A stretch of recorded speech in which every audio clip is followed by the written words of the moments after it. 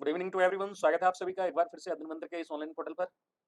आ जाइए और शुरू करेंगे आज की क्लास। देन प्लीज मुझे बताएं जरा पिछली क्लास में हम लोगों ने क्या पढ़ा था और वहीं से आगे हम लोग कंटिन्यू करेंगे। और देखिए अभी मैं जो है वहाँ पर हूँ नहीं, मैं बाहर आया हूँ। ओके, मैं अभी तो यहीं से क्लास लूंगा। ठीक है, तो अभी जो है आपकी पेन टेप से ही क्लास में लूंगा। अच्छे से आप लोग नोट्स बनाइएगा, बहुत बढ़िया से मैं बताने की समझाने की कोशिश करूंगा। ओके, तो बताएं जरा कहाँ तक हुआ था हमारा पिछली क्लास में। ठीक है, जो लाइव है प्लीज मुझे एक बार बताएं कि कहाँ तक हुआ था हमारा पिछली क्लास में लाइव। ठीक है, चलिए, I think we are live now.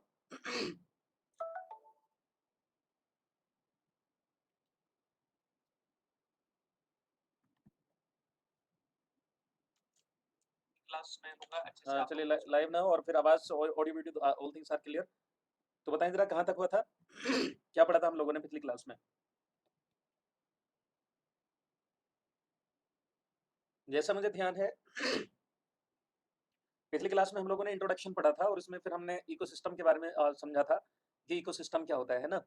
और उसमें आज हमें क्या है, पिरामिड्स पढ़ने थे। पिरामिड्स है ना, पायरामिड्स, पिरामिड्स। तो अभी हम जो है पिरामिड्स के बारे में पढ़ेंगे कि पिरामिड्स क्या होते हैं। ये पिरामिड्स का जो कंसेप्ट दिया था वो दिया था एल्टोनियन ने।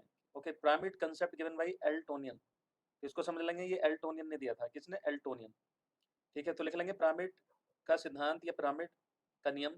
ठीक है, पिरामिड का नियम जो है किसने दिया था? एल्टोनियन ने दिया था। ये साइंटिस्ट का नाम है और हिंदी वाले बच्चे भी इसको ऐसे लिख लेंगे, एल्टोनियन। किसने? एल्टोनियन ने। ठीक है, एल्टोनियन। Clear guys? एल्टोनियन।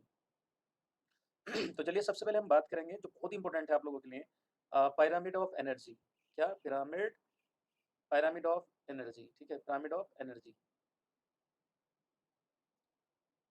ऊर्जा का पिरामिड, ऊर्जा का पिरामिड, ऊर्जा का पिरामिड,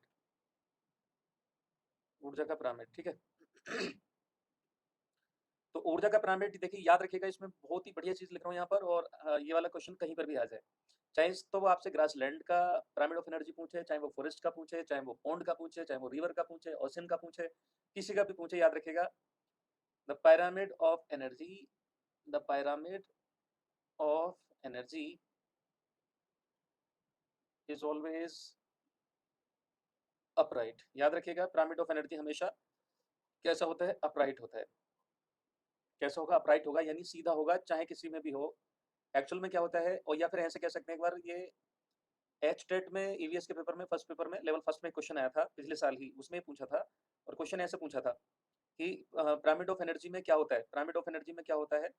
तो एनर्जी जो है वन ट्रॉफिक लेवल से नेक्स्ट ट्रॉफिक लेवल में घटती चली जाती है। तो वही पिरामिड सीधा बनता है, यानी energy, energy decreases, energy decreases from one trophic level one trophic, one trophic level to next trophic level, next trophic level. ठीक है, नेक्स्ट ट्रॉफिक लेवल। समझ रहे हैं कैसे?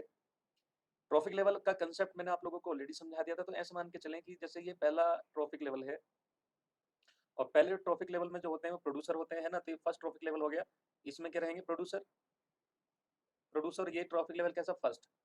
तो आगे जब एनर्जी होगी, वो जैसी एनर्जी ट्रांसफर होगी तो कितना? 90% लॉस हो जाएगी इन्वायरमेंट में। तो ये होंगे हमारे क्या? प्राइमरी कंज्यूमर, है ना। बताया था मैंने आप लोगों को, ये होंगे प्राइमरी कंज्यूमर, जिनको आप बोलते हैं प्राथमिक उपभोक्ता। तो ये सेकंड ट्रॉफिक लेवल होगा, ये फर्स्ट ट्रॉफिक लेवल हो गया।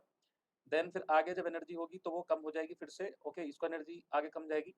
और ये हो गया हमारा थर्ड ट्रॉफिक लेवल, है ना। इसमें भी आपके जाएंगे सेकेंडरी कंज्यूमर आएंगे, सेकेंडरी उपभोक्ता आएंगे। देन फिर जो ये होगा बिल्कुल ऊपर, एनर्जी और कम ट्रांसफर होगी, और ये फोर्थ ट्रॉफिक लेवल होगा। तो इधर आप देखें कि मान के चलिए कि जब एनर्जी का ट्रांसफर हुआ, तो सपोज करें कि ये 10 लाख या 1 लाख जूल थे, मान लो, मतलब 1 लाख जूल एनर्जी का ट्रांसफर हुआ। मतलब प्रोड्यूसर ने बनाया। किससे बनाते हैं? पौधे अपना जो लाइट होती है सनलाइट, उससे जो है बनाएंगे।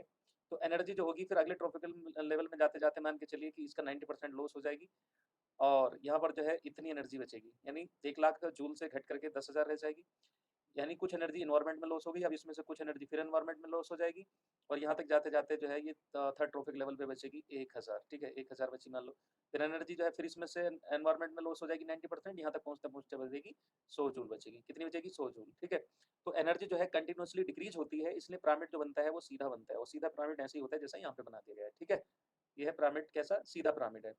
समझ में आई बात गाइस यहाँ तक? सनलाइट मतलब सूर्य का प्रकाश, ठीक है, सूर्य का प्रकाश। Is that clear to all of you? सूर्य का प्रकाश हो गया गाइस, है ना। तो एनर्जी जो है वो घटती चली जाती है। क्लियर यहाँ तक? नाउ नेक्स्ट, तो याद रखिएगा, चाहे वो पिरामिड किसी भी चीज का, मतलब घास के मैदान का पिरामिड पूछे एनर्जी के लिए, है ना, एनर्जी के रेस्पेक्ट में, एनर्जी के बारे में पूछे, ऊर्जा के बारे में, तो ये हिंदी में लिख लेंगे, क्योंकि ऊर्जा का पिरामिड हमेशा सीधा होता है और ऊर्जा एक स्तर से, पोषक स्तर से अगले पोषक स्तर में जाने पर घटती चली जाती है। ठीक है, यहाँ तक हो गया। अब देखो, ये जो इस तरह से एनर्जी घटी है, एनर्जी क्या है, 90%। भाई जैसे क्या हुआ था, 90% घटती चली गई, तो इसको हम बोलते हैं 10% rule of energy. 10% rule of energy, इसको कहा जाता है 10% rule of energy. And this concept is given by Lindeman. किसने दिया था ये? लिंडमैन ने दिया था। ये कंसेप्ट किसने दिया था? लिंडमैन ने दिया था। ये किसने? लिंडमैन ने। तो 10% ऊर्जा का नियम लिंडमैन ने दिया था। किसने दिया था? लिंडमैन ने। क्लियर हो गया यहाँ तक? कि लिंडमैन ने। Now will discuss the next topic level, वो सॉरी नेक्स्ट पिरामिड। तो नेक्स्ट पिरामिड हम लेंगे यहाँ पर, देखिए दूसरा पिरामिड ले रहा हूँ मैं, pyramid of number. Pyramid of number, ठीक है। तो याद रखिएगा, इसको हिंदी में बोलते हैं हम संख्या का पिरामिड। क्या बोलेंगे इसको? संख्या का पिरामिड। संख्या का पिरामिड इसको कहेंगे। एंड ये कैसा हो सकता है? इट में बी अपराइट, ये अपराइट हो सकता है सीधे, और ये कैसा हो सकता है? इन्वर्टेड भी हो सकता है। कैसा हो सकता है? इन्वर्टेड भी हो सकता है। यानी ये सीधा भी हो सकता है और इट में भी, ठीक है, इन्वर्टेड मीन्स उल्टा भी हो सकता है, ठीक है, दोनों हो सकते हैं। तो याद रखिएगा, है ना, ये उल्टा भी हो सकता है, सीधा भी हो सकता है। खास करके अगर मैं बात करूँ जैसे ग्रास लैंड का, ठीक है, ग्रास लैंड, तो ग्रास लैंड यानी घास का मैदान, इसका सीधा होता है। घास का जो मैदान होता है उसका जो पिरामिड होता है बिल्कुल सीधा होता है। एक्चुअल में ये होता है कि जैसे घास का मैदान ले लिया, तो घास में जो प्लांट्स का नंबर होगा वो क्या होगा? ज़्यादा होगा, है ना। तो इसमें जो है वो प्रोड्यूसर जो होंगे, यानी उत्पादक ज़्यादा होंगे। इनको खाने वाले जो है वो और ये और कम हो जाएंगे, इनको खाने वाले, ठीक है। प्राइमरी कंज्यूमर, इनको खाने वाले भी कम हो जाएंगे, ठीक है। ये हो जाएगा सेकेंडरी कंज्यूमर। एंड जो टॉप कंज्यूमर होते हैं, है ना, उच्च उपभोक्ता जो होते हैं, जिनको टर्शरी या टॉप कंज्यूमर बोलते हैं, वो और कम हो जाएंगे। तो नंबर घटता चला जाएगा। कैसे? मान लो ये घास के मैदान में मान लो 10,000 थे, किसी पर्टिकुलर एरिया ले लिया, मान लो ये घास का मैदान है और आप इसके पूरे की बात कर रहे हैं। तो इसमें क्या है, ये पहले 10,000 है, फिर ये घट के क्या है, कितना रह जाएगा? 1,000 रह जाएगा, फिर और घट के ये 100 रह जाएगा, फिर ये और घट के क्या है, मान लो एक रह गया, या है ना, मान लो ज़रूरी नहीं कि ऐसे घटे, हो सकता है ये 8 रह जाएँ, ठीक है, ऐसे करके। तो जो है ये भी घटता चला जा रहा है ना। तो ये भी क्या है, पिरामिड सीधा है। बट इन केस ऑफ जैसे मान लो हम बात करें किसकी, ये डेज़र्ट की, है ना। डेज़र्ट मतलब जो होता है ये जैसे अ, इसका रेगिस्तान जो होता है, ठीक है, रेगिस्तान जिसको आप बोलते हैं मरुस्थल। क्या बोलते हैं? मरुस्थल। तो जो मरुस्थल है ना, मान लो मैं मरुस्थल की बात करूँ, तो मरुस्थल में क्या है, इट में भी इन्वर्टेड हो सकता है, खाना बनाने वाले कम और ज़्यादा खाने वाले ज़्यादा हों। इट में भी इन्वर्टेड इन्वर्टेड हो सकता है, ठीक है। देन पौंड का याद रखिएगा, तालाब का उल्टा हो सकता है, और ज़्यादातर वाटर का ही उल्टा होता है। याद रखिएगा, तालाब वगैरह कैसा होता है? इन्वर्टेड होता है। इन्वर्टेड मतलब ऊपर ज़्यादा होंगे खाने वाले, बनाने वाले कम होंगे। इन्वर्टेड यानी क्या है? उल्टा होगा। ये उल्टा हो सकता है। क्लियर गाइस यहाँ देखिए? उल्टा हो सकता है ना। तो ये पिरामिड ऑफ नंबर, संख्या का पिरामिड, पिरामिड ऑफ एनर्जी, आपने 2 पढ़ लिए। Now will discuss the pyramid of biomass, ठीक है। तीसरा हम समझेंगे pyramid of pyramid of biomass, ठीक है, pyramid of biomass. Pyramid of biomass, तो बायोमास का जो पिरामिड होगा, ओके, द्रव्यमान का पिरामिड, द्रव्यमान का पिरामिड। तो जो द्रव्यमान का पिरामिड होगा वो कैसा होगा? द्रव्यमान का जो पिरामिड होगा, इधर समझें, वो देखिए अपराइट भी हो सकता है, सीधा, एंड इट में भी इन्वर्टेड, ठीक है। और ये इन्वर्टेड भी हो सकता है, इन्वर्टेड भी हो सकता है, यानी सीधा और प्लस, है ना, मतलब जो है, मतलब उल्टा भी हो सकता है। इट में बी अपराइट और it may be inverted, it depend on the, okay, particular area, right. अगर हम बात करें पौंड की, तो पौंड में, ठीक है, पौंड हो गया हमारा, है ना, मीन्स वाटर बॉडी, तो इसमें क्या है, इन्वर्टेड होता है, उसी की तरह है ये। तो इसमें बताएंगे आप कैसा होता है, इन्वर्टेड, ठीक है, इन्वर्टेड में देयर, ठीक है। और अगर हम वैसे बात करें जैसे ग्रासलैंड की, ओके, ग्रासलैंड की, तो ये कैसा होता है, अपराइट होता है, अपराइट, ठीक है, अपराइट होगा, समझ रहे हैं ना। तो ये इसमें सीधा होगा। अगर हम घास के मैदान की बात करें तो ख्याल रखिएगा इस चीज़ का, ये सीधा हो सकता है, ठीक है, सीधा होगा, ओके, ये हो गया। तो ये था all about the pyramids. Now will discuss the next one, okay. Next one मैंने क्या बताया होगा आपको, चलो जो भी हो गया यहाँ तक। वैसे एनर्जी का पूछता है, याद रखिएगा बस, हाँ एनर्जी का पूछेगा, ओके, ज़्यादा परेशान ना हो।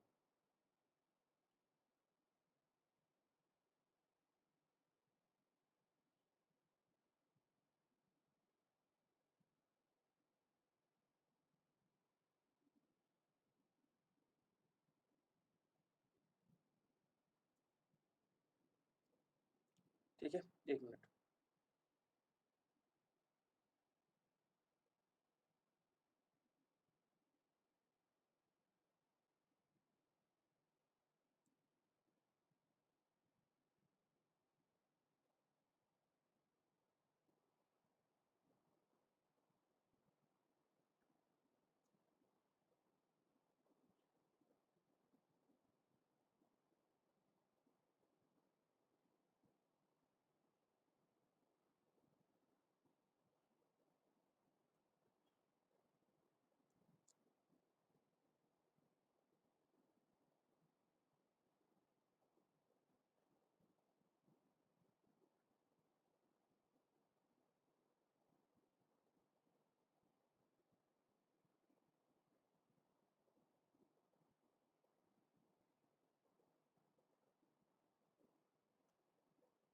चलिए, तो अब जो है यहाँ पर अगली थीम ले रहा हूँ, मतलब अगला टॉपिक में रहूँगा। हाँ, जो मैंने सिलेबस में आपको लिखा है उसी के अकॉर्डिंग पढ़ेंगे हम, ठीक है? तो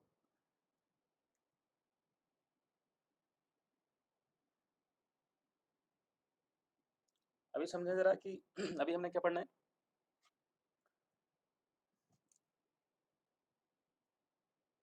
चलिए, कुछ हम जो है एनिमल्स के बारे में पढ़ लेते हैं, क्योंकि एनिमल्स आपकी जो एक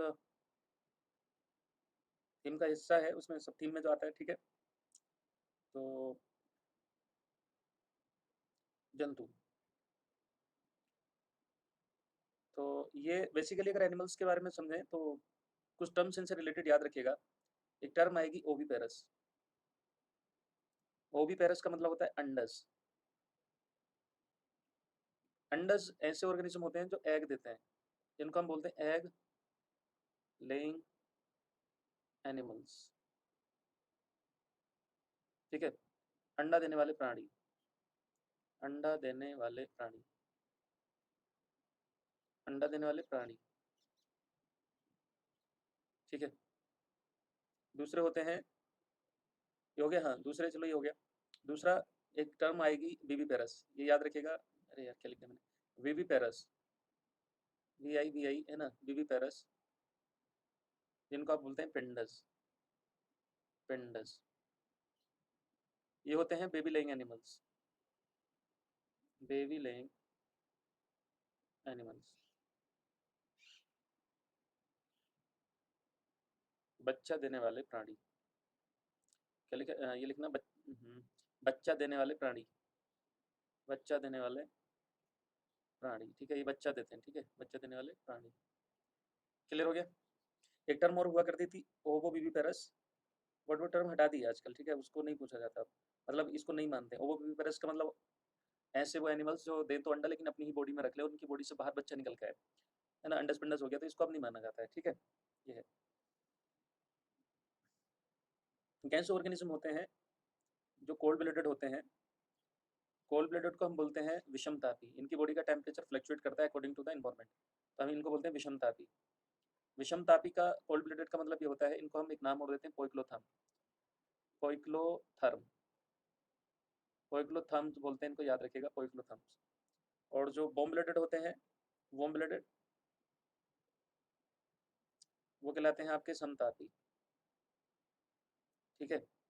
और इनको कहा जाता है होम्योथर्मिक, होम्योथर्म्स होता है इनके अंदर, तो इनको होम्योथर्म्स या होम्योथर्मिक, पोइक्लोथर्म्स, ओके, और होम्योथर्म्स बोल देते हैं इनको, ठीक है? ये ख्याल रखना इन चीज़ का, अगर ये आगे आ जाए तो।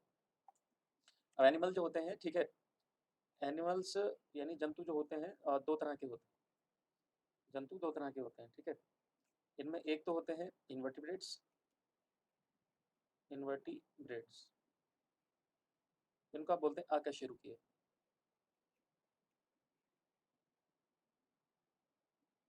और दूसरे होते हैं वर्टिब्रेट्स,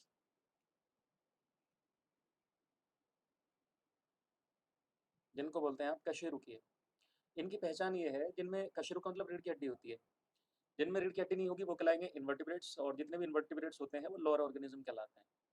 क्या है? लोअर ऑर्गेनिज्म या लोअर एनिमल्स कहलाते हैं, है ना? सूक्ष्म मतलब लोअर मतलब जो है निम्न जीव कहलाते हैं, निम्न जीव, और या फिर निम्न आप एनिमल्स कह सकते हैं। और ये जो होते हैं, ये होते हैं हायर, हायर ऑर्गेनिज्म होते हैं, कहते हैं हायर ऑर्गेनिज्म, ठीक है, इनको बोलते हैं उच्च जीव। उच्च जीव यानी हायर जीव होते हैं, ठीक है।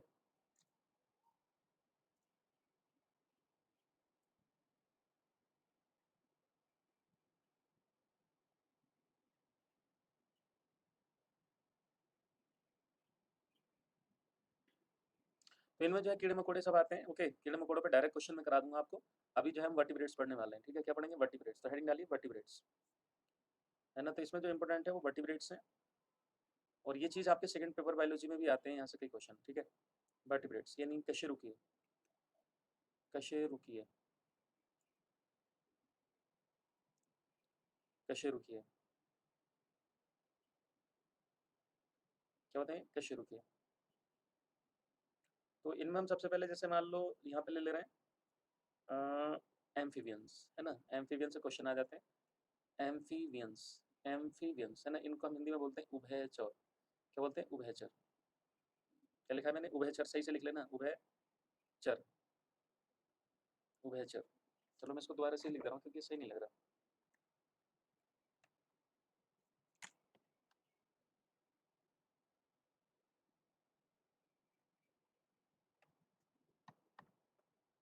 उभयचर,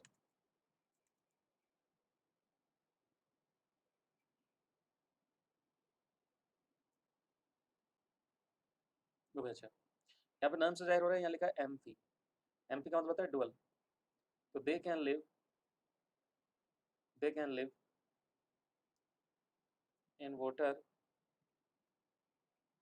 एंड लैंड, या लैंड एंड वाटर, बिकॉज इनकी लाइफ साइकिल कंप्लीट करने के लिए वाटर की जरूरत पड़ती है। तो ये लिख लेंगे, ये जल तथा स्थल, या स्थल तथा जल, स्थल दोनों में रह सकते हैं, दोनों में रह सकते हैं, ठीक है।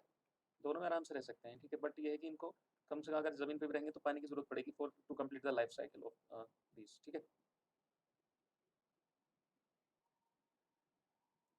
एंड इनका जो दिल होता है उसमें कितने 3 चैम्बर होते हैं। इनका जो दिल होता है वो कैसा? 3 चैम्बर हार्ट होते हैं इसमें, 3 चैम्बर हार्ट,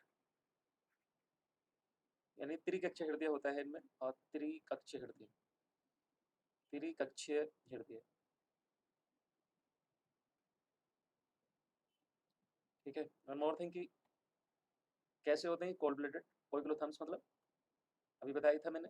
तो कोल्ड ब्लडेड होंगे यानी विषमतापी, विषमतापी, विषमतापी होंगे, जिनको आप कहते हैं पोइक्लोथम्स। बॉडी का टेम्परेचर फ्लक्चुएट करेगा, पोइक्लोथम्स,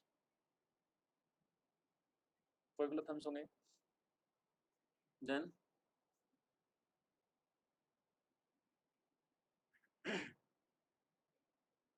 ओविपेरस होते हैं, सारे के सारे अंडा देते हैं। ओविपेरस कैसे होते हैं? अंडज होते हैं। ये बायोडाइवर्सिटी का पोर्शन समझ लेना, ठीक है। अंडज। इसके एग्जाम्पल में आ जाते हैं, जैसे जो वेल नोन एग्जाम्पल है वो है जैसे फ्रॉग, फ्रॉग, फ्रॉग हो गया, सलामेंडर, टोड, ठीक है, एटसेट्रा आदि। ये लिख लो। टोड देखा होगा, मेंढक के जैसा होता है, ठीक है।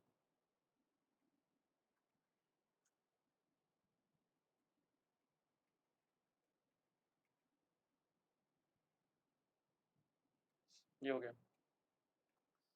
लिखेंगे the study of amphibians, the study of amphibians. इस बार भाई अलग अलग से क्वेश्चन आए जहाँ तहाँ से, तो सही से पढ़ लेना। The study of amphibians is called batrachology, BATRACO, batrachology, ठीक है। Batrachology, batrachology, the study of amphibians is called batrachology, ठीक है। तो इसमें हमने एम्फीबियंस के बारे में पढ़ा है। राइटिंग अजीब सा रहा होगा, लेकिन आप जो है कंटेंट पे ध्यान दो, अपनी कॉपी में बढ़िया राइटिंग लिखो, इससे क्या हो रहा है, चीज़ें तो वही है ना। ओके नाउ, अब यहाँ पर एक चीज़ समझ लेंगे कि फ्रॉग पे कई क्वेश्चन आते हैं। फ्रॉग का जो लार्वा होता है, frog larva, frog larva, LARVA, larva, ठीक है। फ्रॉग का जो लार्वा होता है उसको हम बोलते हैं tadpole, that is called tadpole, okay, tadpole, clear. And tadpole से जो फ्रॉग में कन्वर्जन होता है, क्योंकि डायरेक्ट मेंढक पैदा नहीं होता, इसकी टेल होती है, टैडपोल में टेल भी होती है, पूंछ होती है, और वो कुछ समय बाद क्या है, पानी में रह करके, पानी में रहेगा, फ्रॉग में कन्वर्ट हो जाएगा। इस प्रोसेस को हम बोलते हैं मेटामॉर्फोसिस। क्या बोलते हैं? मेटामॉर्फोसिस, ठीक है, इसको हिंदी में बोलते हैं रूपांतरण। क्या बोलते हैं? रूपांतरण, है ना? ये इसलिए लिखा रहा हूँ, ये क्वेश्चन आता है, तो इसको बोलते हैं रूपांतरण।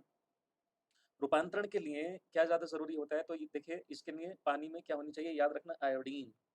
आयोडीन या तो पानी में हो या फिर ऑप्शन में दे रखा होगा थायरोक्सिन हार्मोन, थायरोक्सिन हार्मोन, ठीक है, थायरोक्सिन हार्मोन होगा तो which is responsible for the Metamorphosis, Metamorphosis के लिए ये जरूरी है। क्लियर यहाँ तक गाइस? यहाँ हाँ, मेटामॉर्फोसिस के लिए बहुत ज़्यादा जरूरी है, अदरवाइज वो कन्वर्ट नहीं होगा। ठीक, मेटामॉर्फो, और हाँ एक चीज़ हो, फ्रॉग एक क्वेश्चन आता है, ठीक है, ये यूपीएससी के इंटरव्यू में पूछा गया था एक बार, ठीक है, कि वो कौन सा एनिमल है जो पानी में तो रहेगा बट पानी नहीं पीता, तो फ्रॉग है। Never drink frog,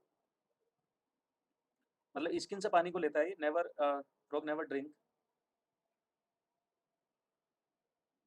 by mouth.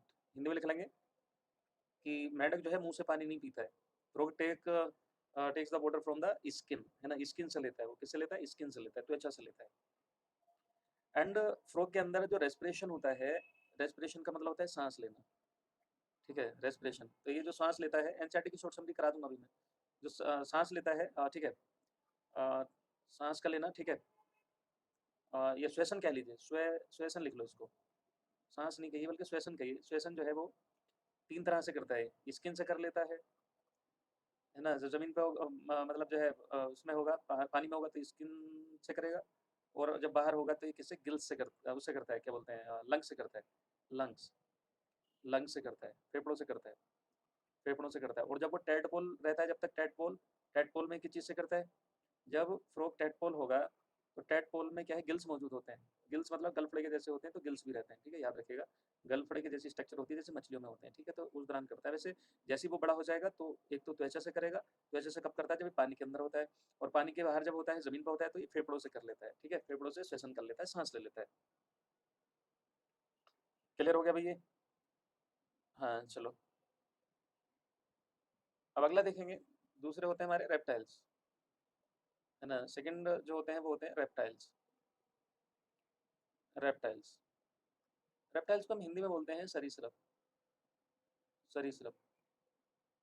Actual में क्या है कि ये रेंग करके चलते हैं, है ना, तो इनकी खास बात भी ये है कि ये ओविपेरस होते हैं, पहली बात तो अंडज होते हैं ये भी, ठीक है। दूसरा, दूसरा क्या है कि इनका 3 चैम्बर, और 3.5 भी कह सकते हैं, 3 चैम्बर हार्ट होता है इनका, एक्सेप्ट, लेकिन एक एक्सेप्शन है दोस्तों, ध्यान रखना, except crocodile, except crocodile which has 4 chamber heart, which has 4 chamber heart, 4 chamber, 4 chamber heart, ठीक है। क्रोकोडाइल का 4 चैम्बर हार्ट होता है, हिंदी में लिख लेंगे। सरीसृपों में त्रिकक्षीय हृदय होता है, केवल मगरमच्छ को छोड़कर, जिसमें 4 कक्षीय हृदय होता है, जिसमें 4 कक्षीय हृदय होता है। क्लियर? इनका जो दिल है वो 4 कक्षीय होगा। वन मोर थिंग कि these are also the cold blooded, cold blooded होते हैं, यानी विषमतापी। And what is the name, another name for cold blooded? तो you can say that poikilotherms, poikilotherms, poikilotherms होते हैं, ठीक है। एंड इसके जो एग्जाम्पल हैं वो देखो, स्नेक सारे इसमें आ जाते हैं, स्नेक्स यानी सर्प जिनको आप सांप बोलते हैं, देन लिजर्ड, लिजर्ड मतलब वही छिपकली, टर्टल्स एटसेट्रा, ठीक है, ये इसमें आ जाते हैं। अब इनकी स्टडी जो है लिखेंगे, स्टडी ऑफ एम्फीबियंस के साथ मिला के कर लेते हैं, the study of amphibians, amphibians की तो बेट्रिकोलॉजी होती है वैसे, the study of amphibians and reptiles, reptiles is called serpentology, क्या बोलते हैं इसको, हर्पिटोलॉजी, उसका नाम दिया जाता है herpetology, herpetology, herpetology, the study of amphibians and reptiles is called herpetology. अगर सिर्फ स्नेक की बात करेंगे, स्नेक की study, study of snake is called serpentology, क्या बोलते हैं इसको? सरपेंटो, सरपेंटोलॉजी। और इसको ओफियोलॉजी भी बोल देते हैं, वैसे दोनों अलग अलग चीज़ें लेकिन है दोनों सांपों से रिलेटेड, तो ओफियोलॉजी, ठीक है। देन वन मोर थिंग की द स्टडी ऑफ लिजर्ड्स, वो कहलाती है saurology. Study of lizard is called saurology. ठीक है, देख लो।